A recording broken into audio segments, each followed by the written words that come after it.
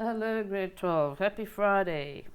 So today we're going to complete our program, but before we do that we need to know what on earth is a string grid. The string grid that's on this form is a new component for displaying. How it works is as follows. Well, this is a string grid, an example or just a diagram. The columns for the string grid are numbered 0, 1, 2 and 3. And the rows are numbered 0, 1, 2, 3, 4. It's a way of being able to display two-dimensionally on the form in a table structure, so to speak. So this cell over here will be called, the name of the string grid is, let's think now, what is the name of the string grid? SGR phones. SGR, let me format that to the left so we can see it. SGR.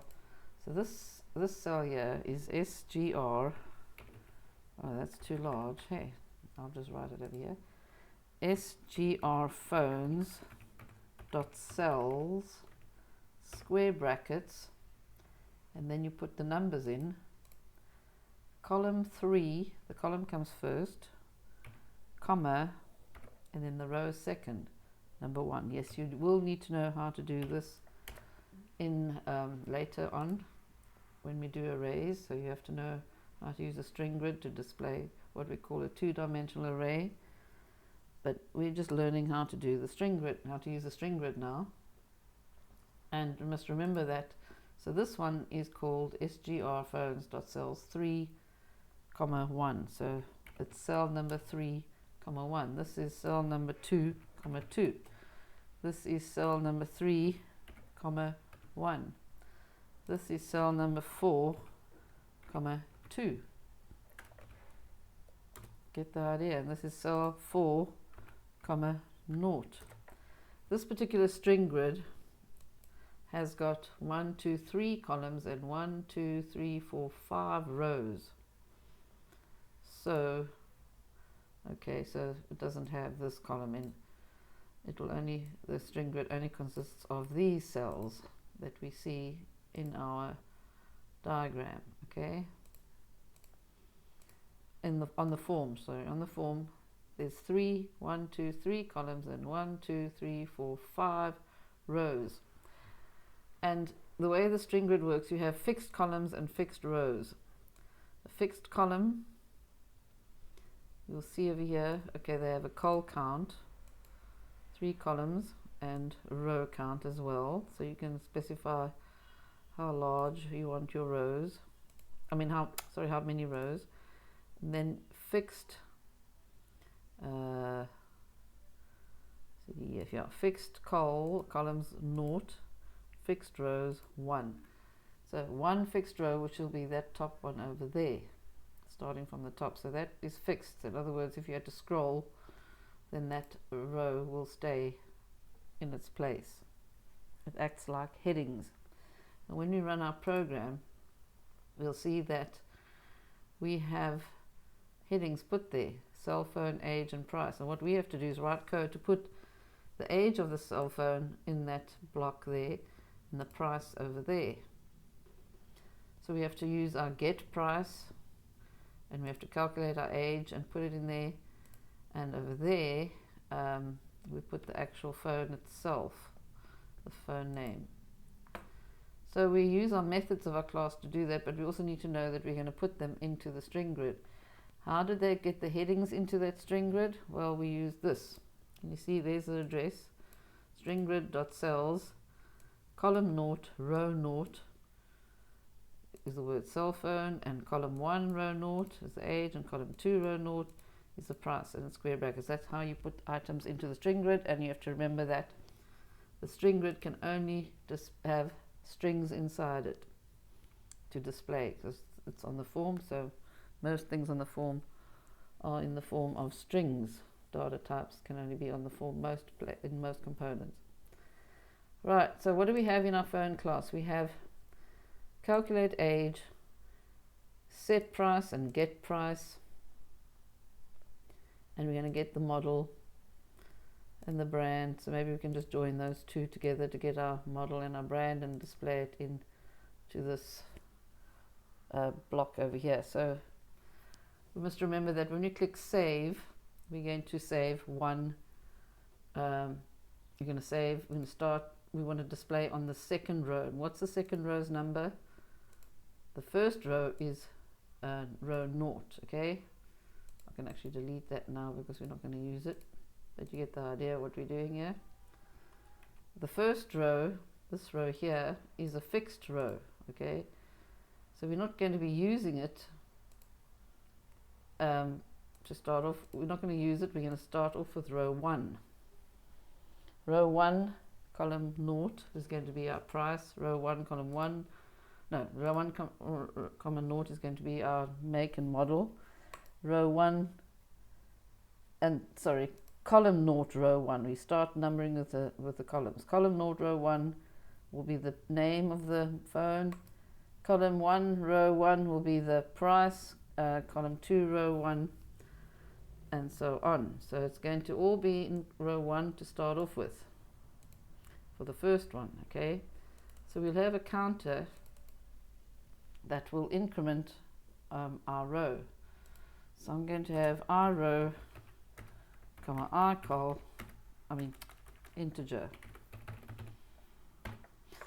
So when we get our first phone in our save button, we'll increment our row, because it's going to start off at 0 and we want to go into row 1 anyway. And then when we go and put in our names and so on, then we will be able to do that. So what we're going to first, we've got our create, okay, we've got all our details from the edit boxes, okay. We created it in the class, in that class, using our constructor create. And now we're going to go and let's go and set the price, and we're going to use a new variable called r new price, r new, and we're going to ask the user to go and enter a new price, string to float, enter a new price, and then we're going to call our method to update the price. And what is it? It's a procedure called set price. Okay, so we go and say, but how, we can't just use set price. No. Where did set price come from? Here in our class definition. We know we wrote the method. We don't have to worry about how it was written or anything. We just have to know that we've got it, and then we know that it's got to have a real data type coming into it. And we know that when we write a procedure, we just write the procedure, but we can't just write the procedure. We have to write phone dot set price, because phone in our main program, we're in the main program now, phone is our object that belongs to the class T phone. So we just write phone dot set price, and comes up, and then we see that we have a parameter that we want to put in there. So our new is going to go there. Now we want to display the price. So how do we get the price? Well, we go to the phone class and we see that we've got a function called get price, and it's real.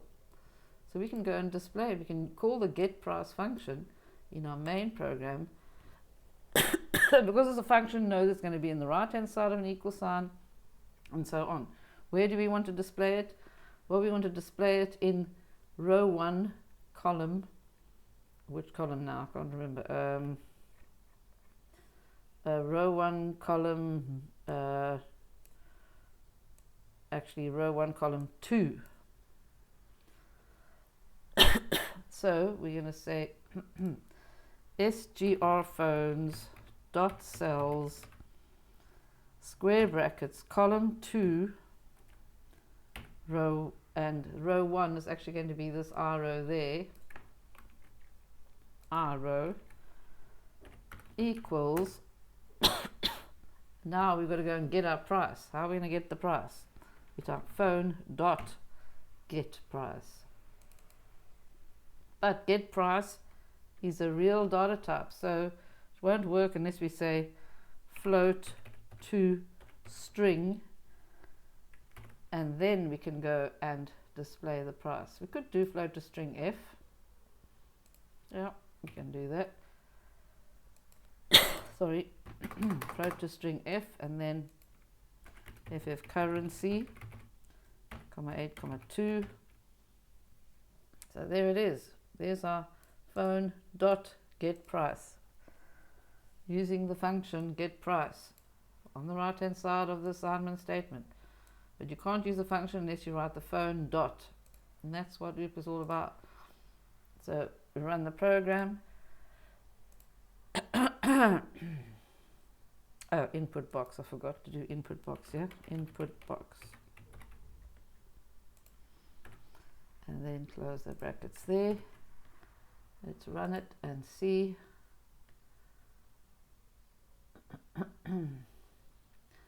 Right, so now we've got to do all of this, you know.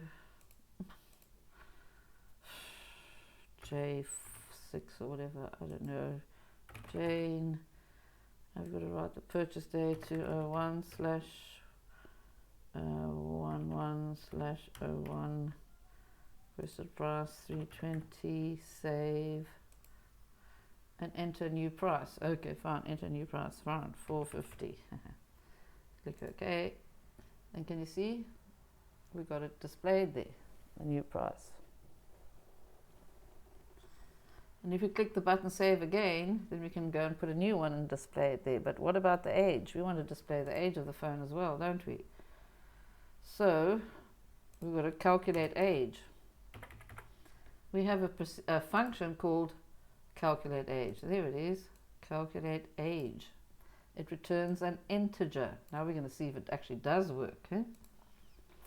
Right, so we go over here and we want to display the age inside our string grid.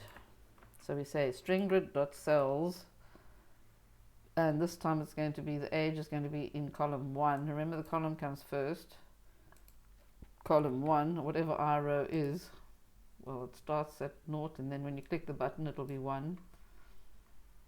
And then we say equals phone dot calculate age. Magic. But you know that this is an integer, so we say int to string, and then we can go ahead. And while we at it, let's go and do the cell phone itself. Now, in the actual textbook, how are we going to, what are we going to do about the cell phone name? What do they want us to display in that column? We're just going to get the brand and the model and join it together. Yeah, that's what we're going to do. So we'll get the brand and the model and join that together, and then we'll be able to you know, we'll be able to do that. So let's get the brand and the model, join it together, and display it in the string grid. And the string grid is going to be SGR phones dot cells square brackets column 0 row I row, and that will be equal to, we want to get the model and the name. We have a get brand and a get model. There we go, get brand and get model. So we can just join those two functions together. They're both strings, so we type phone dot get brand, and this is the trickiest part, knowing how to use it, plus a space plus phone dot, and then you'll see get model, and you just click on it, and that's it. You just have to remember, you have to write the object name and then a full stop, and then you can go and access your methods. This is in the main program. Don't get confused between the main program and the class. The classes we've written already long ago. The main program is where we are busy working. So because getBrand, phone.getBrand and phone.getModel are both functions, they're on the right hand side of the equal sign. Or they could be in a rich edit.lines.add statement too. and we'll see examples of that later. The only tricky part here was that we were dealing with a string grid with columns and rows. So now I'm going to run the program, and I will enter some data over here. Our phone 6S plus, owner name Jane Doe, purchase date 2017/05/26 of May, let's say. Requested price 1025.54 cents. Enter new price 995.50. Okay, so the age is 3 years old. Is it? Maybe, hey. Yeah, I guess it is. Oh, that's right. So there you go. And then when you click the save button again, you'll get another row. Okay, and then you click the save button again, then it'll go to the next one. You have to make sure you're not getting more than 4 phones on this list. All right, so you go and do that on your own for the rest of the lesson. I'll see you on Monday.